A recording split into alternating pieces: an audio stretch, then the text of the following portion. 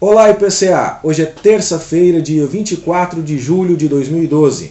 Estamos juntos há 163 dias lendo a Bíblia e hoje vamos revisar o conteúdo da carta de Paulo aos Romanos. Por que revisar? Porque nosso dever não é simplesmente ler a Bíblia, mas conhecer, estudar a palavra de Deus. Não há versículos na Bíblia que nos recomendem apenas ler a Bíblia, mas há dezenas deles que nos mandam ler, conhecer, estudar, meditar na palavra de Deus. E é por isso que nós vamos retomar aquilo que já consideramos nestes últimos meses, para depois prosseguir, a fim de que a gente prossiga tendo realmente assimilado este conteúdo. Eu estive assistindo o vídeo que gravei no encerramento da carta aos Romanos, quando discutíamos o capítulo 16, e acreditei que dificilmente eu conseguiria lembrar de tudo com tanta facilidade quanto me lembrava naquela época. E por essa razão eu vou, daqui a pouquinho, reprisar aquele vídeo, apenas trocando, portanto, o cabeçalho no dia de hoje. E a minha oração é que Deus te abençoe neste processo e que a gente prossiga firme, estudando a palavra de Deus e conhecendo esta que é, sem dúvida alguma, a mais importante carta do apóstolo Paulo e um dos documentos mais importantes de toda a igreja cristã. Que Deus te abençoe nesse processo e até amanhã, se Deus quiser. Nós dissemos que Paulo estava no fim da terceira viagem missionária.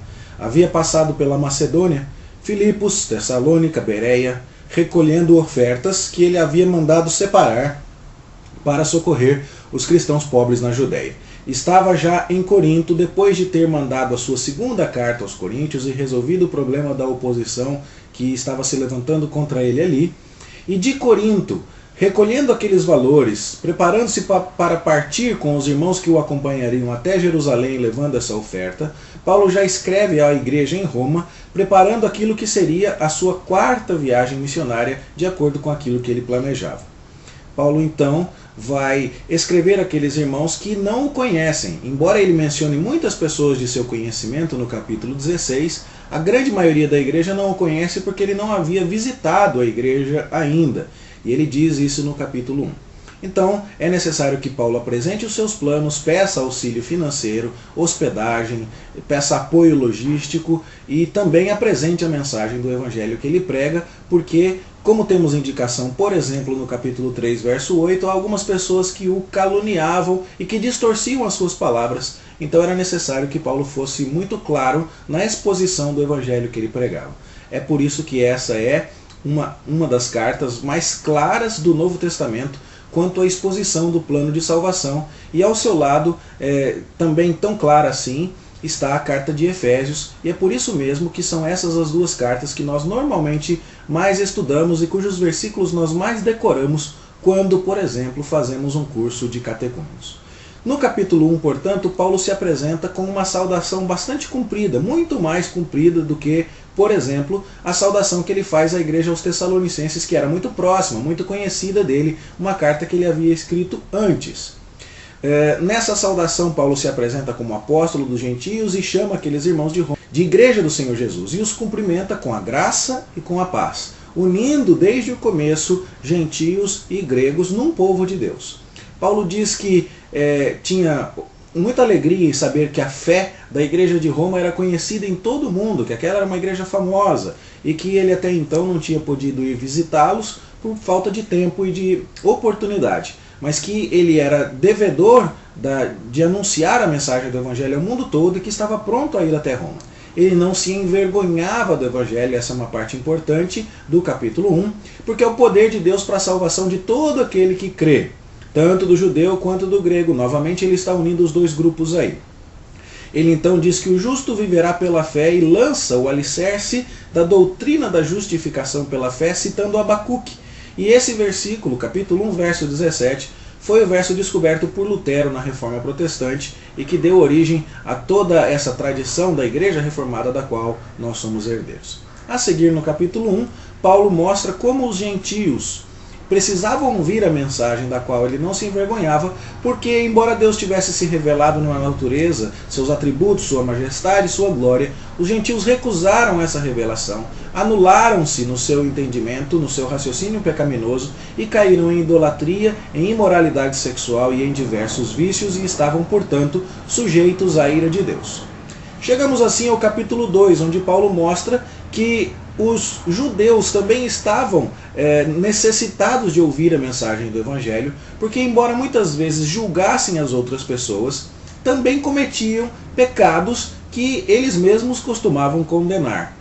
Eles estavam igualmente sujeitos ao julgamento de Deus, que julga as pessoas de acordo com o conhecimento que elas têm. Os gentios seriam julgados porque Deus deu a eles conhecimento na revelação geral, na natureza. Os judeus seriam julgados porque Deus deu a eles conhecimento na lei de Moisés. E nenhum dos dois grupos obedeceu suficientemente a Deus para que fosse considerado inocente ou justo diante de Deus. Todos eram pecadores. Ninguém obedeceu de maneira perfeita à vontade de Deus.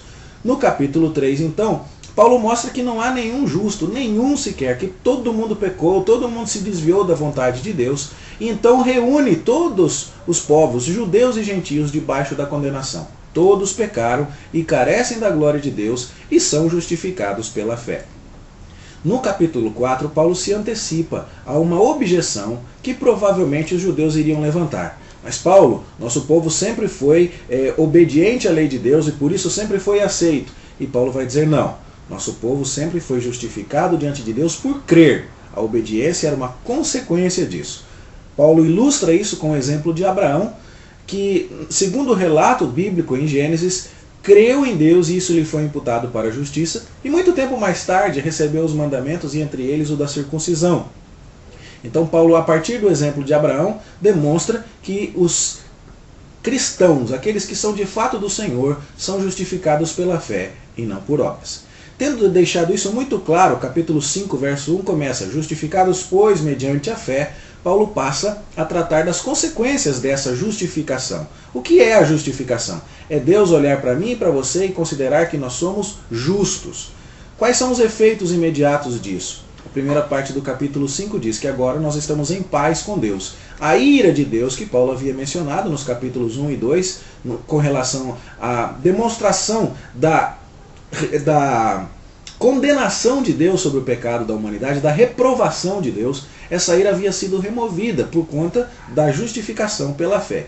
E agora, quem foi justificado pela fé em Jesus, seja grego, seja gentio, seja judeu, essa pessoa agora está em paz com Deus e foi reconciliada. Esses são os dois maiores efeitos que Paulo destaca na primeira parte do capítulo 5. Na segunda parte ele menciona que a condenação do pecado entrou no mundo por conta de um homem, Adão. E a justificação também entrou por conta de um homem, Cristo. Enquanto Adão desobedeceu, Cristo obedeceu. Adão trouxe a morte, Cristo trouxe a vida. E assim é que Deus nos justificou.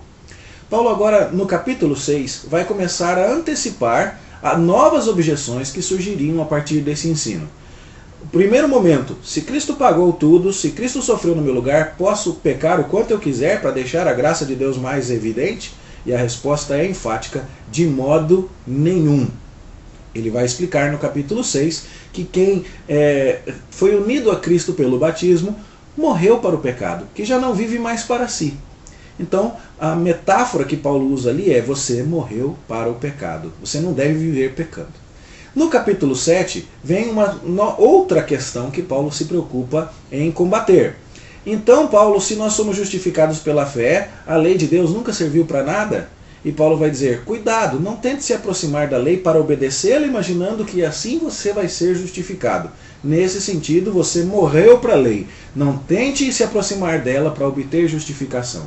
A lei é uma coisa boa, santa e justa, mas ela foi dada por Deus para mostrar o quanto você é pecador, para levar você em direção a Cristo, e não para você tentar obedecê-la e assim obter a justificação diante de Deus. O mandamento é bom, mas principalmente mostra o quanto eu sou pecador. E nessa parte, portanto, do capítulo 7, numa seção que é sujeita a várias interpretações, mas que nós expusemos aqui a nossa interpretação a respeito desse assunto, crendo que ela é a correta, Paulo vai mostrar que, mesmo regenerado, ele tem no seu corpo uma luta, porque os seus membros obedecem ainda à lei do pecado, embora a sua mente, embora o seu espírito queiram obedecer à lei de Deus. Ele se sente, inclusive, um homem desventurado por conta dessa luta que o acomete. E termina o capítulo 7 com um clamor: quem me livrará do corpo desta morte? E também com um brado de vitória: graças a Deus por nosso Senhor Jesus Cristo. E aí, então, no capítulo 8, Paulo passa a dizer que agora já não há mais nenhuma condenação para os que estão em Cristo Jesus, porque eles foram libertos desta vida em que se tenta obter o favor de Deus pela obediência à lei. E, na verdade, agora nós fomos chamados por Deus para uma nova vida de vitória no Espírito Santo. Nós agora mortificamos a nossa carne pelo Espírito e andamos em novidade de vida. Gememos ainda, como toda a criação, aguardando o dia da nossa redenção, sabendo que por enquanto ainda estamos presos a essa existência na qual o pecado ainda se faz presente, mas nós aguardamos um dia de completa purificação e desde já andamos em novidade de vida no Espírito Santo. Então Paulo nos lembra de que nada pode nos separar do amor de Cristo, que aquilo que Deus começou a fazer em nós, Ele vai concluir, que se Ele nos elegeu, nos predestinou, Ele vai levar todo o processo de salvação a termo até a nossa glorificação. Então, que nada pode nos separar do amor de Deus que está em Cristo, que nós somos mais do que vencedores. Com isso, então, a grande vitória, a grande conquista de Cristo em nosso favor nos faz justificados, nos faz livres da tentativa de obedecer a lei para agradar a Deus, porque Cristo é quem a obedeceu e agradou a Deus em nosso lugar, nos faz entender que não vivemos para o pecado, sejamos judeus, sejamos gentios, todos precisamos de Cristo e de receber essa mensagem pela fé. Capítulo 8 está concluído. Vamos agora aos capítulos 9 a 11. Nos quais o apóstolo Paulo agora se antecipa a uma nova pergunta. Paulo, tudo isso que você falou, por que Israel não recebeu? Então, nos capítulos 9 a 11, Paulo se dedica a falar sobre o povo de Israel. No capítulo 9, ele lamenta o fato de que a grande maioria dos israelitas, descendentes de Israel segundo a carne, havia rejeitado a mensagem do Evangelho. Diz que se ele mesmo pudesse, que ele se anularia, que ele se faria maldito em favor dos seus irmãos. E explica que desde o tempo do Antigo Testamento sempre houve um Israel espiritual dentro de um Israel carnal. Paulo ilustra isso mostrando que Abraão teve Ismael e Isaac, mas Isaac foi o escolhido. Que Isaac teve Jacó e Esaú, Esaú e Jacó, mas que Jacó foi o escolhido e Esaú não. E que isso sempre dependeu da soberania de Deus e da eleição de Deus. E no capítulo mais claro da Bíblia sobre predestinação, que é Romanos 9, Paulo explica isso. No capítulo 10, Paulo continua a falar que os judeus não alcançaram essa justificação de Deus pela fé, também porque buscaram uma justiça própria, uma justiça que eles entendiam que era dada segundo a obediência da lei e não segundo o método de Deus, que era a justificação em Cristo. Paulo chega a dizer que o fim da lei é Cristo, ou seja, que a lei apontou para Jesus, um assunto que ele já havia introduzido no capítulo 7. Mas que então os judeus não entenderam isso. Tinham zelo por Deus, mas não tinham entendimento. E que era importante pregar essa mensagem aos judeus, porque a salvação vem pela fé, mas haveria de existir pessoas que levassem essa mensagem para que eles ouvissem, crescem, invocassem o nome de Deus e então fossem salvos. No capítulo 11, o apóstolo Paulo mostra como a rejeição do povo de Israel serviu aos propósitos de Deus. Quando Israel rejeitou a mensagem, conforme nós lemos lá no livro de Atos, Paulo, Barnabé, os demais missionários da igreja primitiva se dirigiram a pregar essa mensagem aos gentios. Os gentios creram. E então, como diz Paulo lá no capítulo 11, muitos dos judeus veriam que a bênção de Deus se espalhou aos outros povos e perceberiam a perda, perceberiam o quanto estavam fora do propósito de Deus e então, a palavra que Paulo usa ali é enciumados, iriam também se arrepender e receber a mensagem do Evangelho. Paulo explica isso com a figura de duas oliveiras, uma oliveira cultivada, que é o povo de Israel, e uma oliveira brava, que é o povo gentio. A oliveira cultivada estava sendo preparada para receber o Messias, mas muitos dos seus ramos não o receberam, então foram cortados. A oliveira brava não estava preparada, mas ainda assim recebeu. E muitos dos seus ramos então foram enxertados na oliveira cultivada, como se os gentios então agora aproveitassem da bênção que foi anunciada através do povo de Israel. Vários dos ramos da oliveira cultivada que haviam sido podados, enciumados, percebendo que agora estavam fora, creram e então foram novamente enxertados. E esse foi o propósito de Deus para conduzir todo o seu povo de Israel, o verdadeiro Israel espiritual dentro do Israel físico, à salvação. Esse também é um texto bastante polêmico, mas é assim que nós interpretamos o capítulo 11 de Romanos. Depois de tudo isso, então, Paulo termina dizendo: viu quanta coisa Deus fez em sua soberana determinação para trazer salvação ao mundo? Como Deus usou tudo isso para salvar pecadores? E Paulo encerra esses 11 capítulos doutrinários com um hino de louvor a Deus, que nos é bastante conhecido. Ó, a profundidade da riqueza, tanto da sabedoria como do conhecimento de Deus. A partir do capítulo 12 entra a seção prática. Ele fala assim: eu peço a vocês, eu rogo a vocês, pois. E então, isso tem a ver com o que foi dito nos 11 primeiros capítulos. Eu rogo a vocês, pois, pelas misericórdias de Deus, ou seja, pela salvação de Deus que te alcançou, pela misericórdia divina, que então vocês façam o seguinte. Capítulo 12. Apresentem a Deus seu corpo e sua mente, apresentem à igreja seus dons, apresentem ao mundo hostil ao Evangelho o amor que vence o mal com o bem. No capítulo 13, apresentem às autoridades o tributo, a honra, o respeito, apresentem à humanidade como um todo o seu amor, sabendo que Jesus Cristo está às portas. Capítulo 14 e primeira parte do capítulo 15.